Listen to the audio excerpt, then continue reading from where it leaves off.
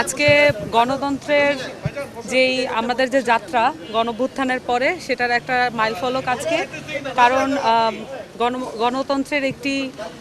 নাম হচ্ছে বিএনপি এবং তাদেরকে আমরা স্বাগত জানাতে এসেছি এই তাদের প্রতিষ্ঠা বার্ষিকীতে।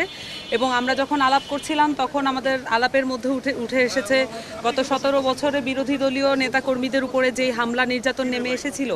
শেখ হাসিনার আমলে, এবং তার পরবর্তীতে আমরা যখন দেখেছি যে এই মামলাগুলো উইথড্র করা এবং এই মামলাগুলো নিয়ে এখনও তাদেরকে জেল জরিমানা পোহাতে হচ্ছে এবং তারা পারিবারিকভাবে হয়রানির শিকার হচ্ছেন। এবং এই জিনিসগুলো এই বিষয়গুলো নিয়ে আমাদের সকল রাজনৈতিক দলেরই একটি কনসার্ন রয়েছে এবং এই সকল রাজনৈতিক দলের পক্ষ থেকে এবং এই এনসিপির পক্ষ থেকেও আমরা মনে করি যে বিরোধী দলীয় যত নেতাকর্মী যারা হয়রানি, অবিচার, মামলা, গুম খুনের শিকার হয়েছেন, যারা ষড়যন্ত্রের শিকার হয়েছেন, তাদেরকে তাদের জায়গা থেকে আমরা প্রত্যেকটি রাজনৈতিক দলের দায়িত্ব তাদেরকে সাহায্য সহযোগিতা করা এবং এই মামলাগুলোর জায়গা থেকে তাদেরকে মুক্ত করা। এবং সেই সাথে আমরা মনে করি যে বিএনপি তাদের গণতান্ত্রিক চর্চায়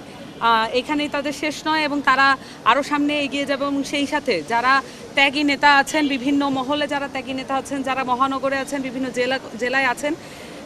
যারা এই 15 বছর যে জুলুম সহ্য করেছেন তাদেরকে উঠিয়ে আনার ব্যাপারে, তরুণ নেতৃত্ব উঠিয়ে আনার ব্যাপারে বিএনপি তাদের অঙ্গীকার ব্যক্ত করেছে।